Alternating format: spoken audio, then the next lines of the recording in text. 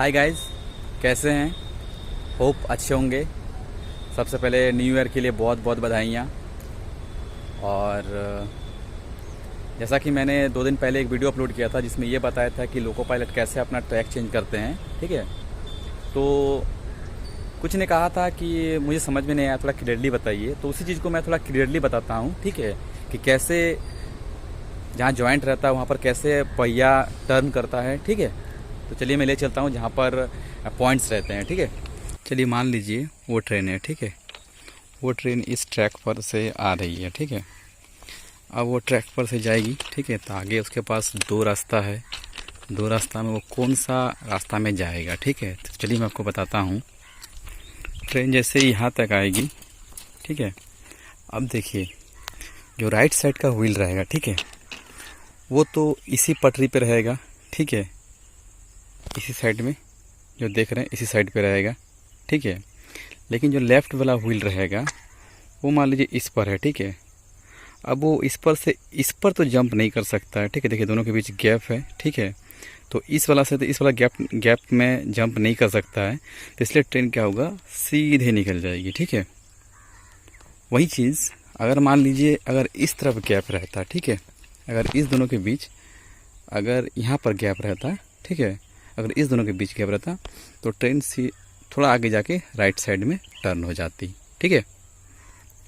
और ये जो पटरी है इसको साइड करने का, कौन सा रूट में चेंज करने का, यहाँ पर देख रहे हैं मशीन, इसमें मोटर लगा होता है, ठीक है। इसको कंट्रोलर यहाँ करंट देते हैं, जो भी वहाँ से स्विच ऑन करते हैं तो उसके थ्रू से जिस पटरी पे लेना होता है वो उस साइड में सेट हो जाता है, ठीक है। इसको पॉइंट भी बोलते हैं कि पॉइंट सेट है या नहीं है। आप लोग रेलवे में सफ़र तो जरूर करते होंगे, ठीक है। तो सफ़र करते होंगे तो आप में से लोग ने बहुत कुछ नोटिस किया होगा, ठीक है।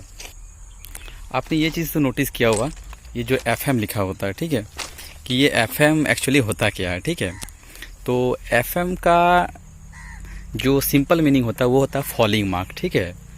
तो ये क्या होता है ना कि जैसे आप इधर देख रहे हैं 2 ट्रैक है, ठीक है। तो मान लीजिए दोनों ट्रैक से अगर ट्रेन आ रही है या एक ट्रैक पे ट्रेन खड़ी है, ठीक है।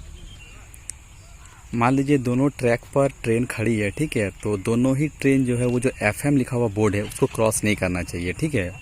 अगर उसको क्रॉस करेगा, ठीक है, तो दोनों ट्रेन जो है लड़ सकता है, मतलब इसका बॉडी पार्ट उसका बॉडी पार्ट एक दूसरे के साथ लड़ सकता है, ठीक है।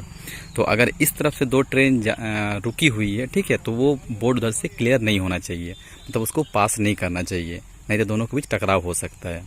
सेम चीज़ अगर मान लीजिए उधर से ट्रेन कोई आ रहा है, ठीक है, अगर मान लीजिए उधर से कोई ट्रेन आ रहा है, ठीक है, तो वो ट्रेन का जो लास्ट पार्ट होता है वो इस FM बोर्ड को क्लियर करना चाहिए, ठीक है। मान लीजिए उधर से कोई ट्रेन आ रही है, ठीक है, तो वो आते हुए इस FM बोर्ड को क्लियर करेगा, ठीक है।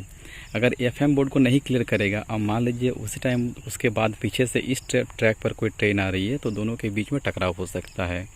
इसलिए अगर इस तरफ से 2 ट्रेन जा रही है, ठीक है, अगर 2 ट्रेन रुका हुआ पटरी पे तो वो FM बोर्ड क्लियर नहीं करेगा, ठीक है। अगर उधर से कोई ट्रेन आ रही है तो जो पहली ट्रेन आएगी वो पहली बात FM बोर्ड को क्लियर करेगी, ठीक है। उसके बाद ही नेक्स्ट ट्रेन को सिग्नल दिया जाएगा ताकि वो दूसरे पटरी पर आ सके, वरना टकराव की स्थिति रहती है, इसीलिए FM बोर्ड दिया जाता है। तो दोस्तों अब आप जान ही गए होंगे कि रेलवे के पटरियों के बीच में ये FM का जो स्लैब रहता है या बोर्ड रहता है, ठीक है, क्यों दिया जाता है, ठीक है। Thank you.